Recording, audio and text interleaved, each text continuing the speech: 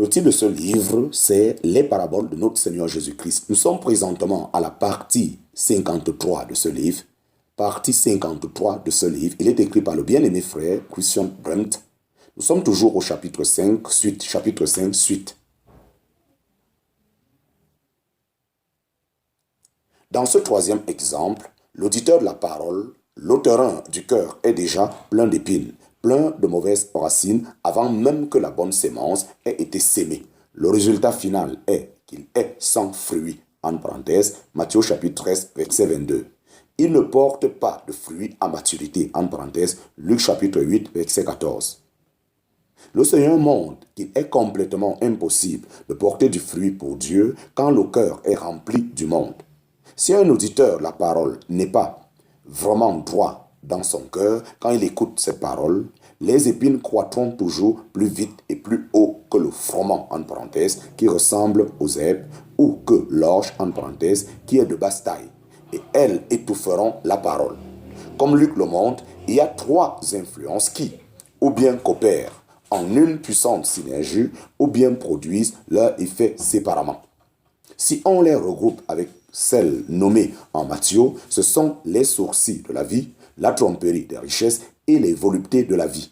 Bien que la parole soit écoutée et qu'on soit même d'accord avec elle dans son fort intérieur, la parole ne peut susciter aucune foi dans le cœur, aucune vie, parce qu'il manque de se tourner positivement vers Dieu et parce qu'on n'est pas prêt à rompre avec le monde. Il semble que, par le sourcil de la vie, en parenthèse, ou des circonstances, il faille plutôt entendre la convoitise que les sourcils au sens d'inquiétude. Par la combinaison de ces sourcils de la vie avec la tromperie des richesses et les voluptés de la vie, le Seigneur décrit un état de cœur caractérisé par la conformité au monde. Là où la conformité au monde prévaut, la parole de Dieu ne peut pas prendre pied. Ce principe vaut autant pour les non-croyants que pour les croyants, même s'il y a des différences au niveau des conséquences. Alléluia et Amen. Il ressort de cela que, quand le Seigneur parle des soucis de la vie, en parenthèse ou de circonstances, il ne veut pas dire les occupations de la vie. Un chrétien doit prendre soin des siens, en parenthèse, 1 Timothée chapitre 5, verset 8. Il semble que par les sourcils de la vie, en parenthèse, ou des circonstances, il faille plutôt entendre la convoitise que les sourcils au sens d'inquiétude. Par la combinaison de ces sourcils de la vie avec la tromperie des richesses et les voluptés de la vie, le Seigneur décrit un état de cœur caractérisé par la conformité au monde. Là où la conformité au monde prévaut, la parole de Dieu ne peut pas prendre pied. Ce principe vaut autant pour les non-croyants que pour les croyants, même s'il y a des différences au niveau des conséquences. Il ressort de cela que, quand le Seigneur parle des soucis de la vie, en parenthèse, ou des circonstances, il ne veut pas dire les occupations de la vie. Un chrétien doit prendre soin des siens, en parenthèse, 1 Timothée chapitre 5, verset 8. Il doit se proposer ce qui est honnête devant tous les hommes, en parenthèse, Romains chapitre 12, verset 17. Ce souci de telles choses ne doit pas être considéré comme des épines pour autant que cela ne prenne pas la place du Seigneur, en parenthèse, ce qui n'est pas une condition secondaire, ni le surplante dans le cœur. Le secret, la sauvegarde, pour qu'un souci relatif aux choses de la terre soit juste et selon la volonté de Dieu, c'est qu'on ait devant les yeux de glorifier le Seigneur et non pas soi-même.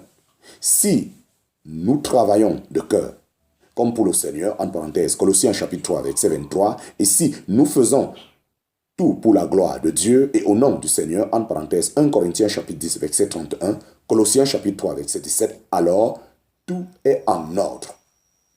Autrement, Satan lui-même est capable de manipuler et de manœuvrer le sourcil nécessaire pour faire sérieusement tort à l'âme. Chez les non-croyants, cela peut produire. Chez les non-croyants, cela peut conduire à la perdition éternelle et chez les croyants à l'absence de paix, au déchirement intérieur et même au doute.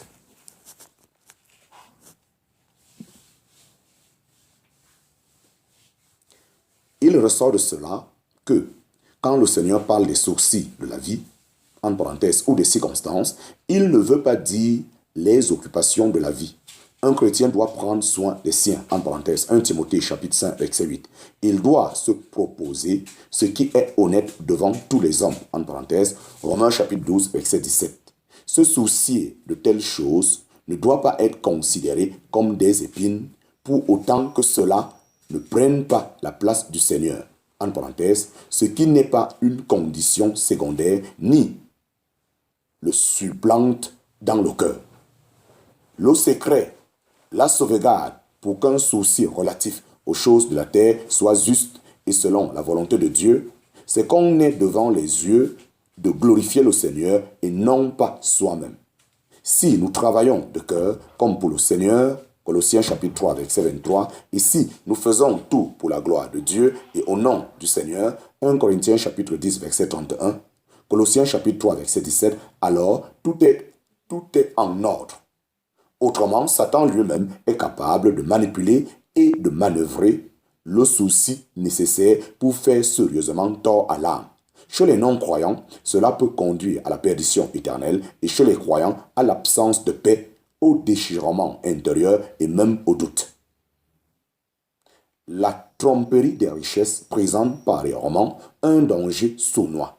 Qu'on possède des richesses ou qu'on n'en possède pas, elles trompent. C'est inhérent aux richesses elles-mêmes. Elles promettent une satisfaction qu'elles ne donneront pas et ne peuvent pas donner. Et elles trompent aussi bien celui qui en a que celui qui n'en a pas. En troisième lieu viennent les voluptés de la vie, en parenthèse, Luc chapitre 8, verset 14. Marc les désigne de manière caractéristique par l'expression la convoitise à l'égard des autres choses, en parenthèse, Marc chapitre 4, verset 19. Le mot volupté, comme il est au pluriel, est souvent traduit par convoitise. Il désigne une jouissance, mais surtout au sens mauvais. Il faut encore remarquer que pour le mot vie, dans volupté de la vie, il y a ici un mot autre que celui qualifiant les sourcils. Ceux-ci sont appelés les sourcils de ceux, en parenthèse, du siècle. Matthieu chapitre 13, verset 22, Marc chapitre 4, verset 19. Il s'agit de sourcils de la vie en rapport avec les circonstances, en parenthèse, en grec, ion, le cours de la vie, tandis que les voluptés de la vie sont liées avec la conduite, avec la manière de vivre, en grec, bios.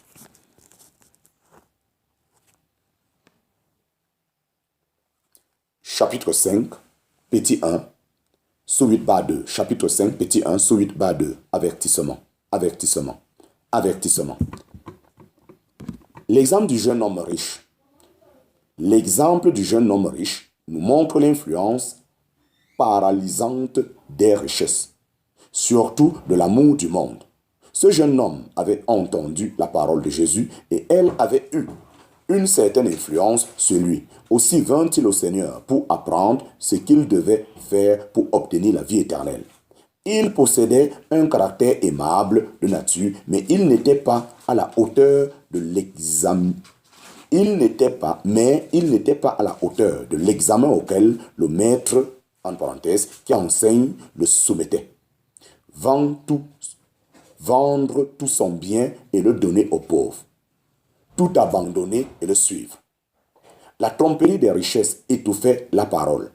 Ni le désir de la vie éternelle dans le cœur du jeune homme, ni l'assurance du Seigneur d'un trésor donné dans le ciel. Rien ne fut assez fort pour surmonter l'amour des richesses présentes. Aussi, s'en alla-t-il tout triste, car il avait de grands biens. En parenthèse, Matthieu chapitre 19, versets 16 à 22. Quand le roi fit des noces pour son fils et invita beaucoup de gens au mariage avec l'assurance que tout était prêt, les invités ne vinrent pas. En parenthèse, Matthieu chapitre 22, Luc chapitre 14. Ils avaient reçu l'invitation, mais ils la déclinèrent. Qu'est-ce qui les empêchait de venir? Les choses les plus normales du monde. Il n'est certainement pas interdit d'acheter un champ et de le voir. Il n'y a rien de mauvais à acheter des bœufs et à vouloir les tester. Il est tout à fait honorable d'épouser une femme. C'est la volonté de Dieu en principe pour l'homme. Mais mettre toutes ces choses en opposition à la parole du roi, c'était en faire des épines. C'était en faire des épines. Du fait que ces choses légitimes prenaient la première place dans leur cœur, elles devenaient des épines et elles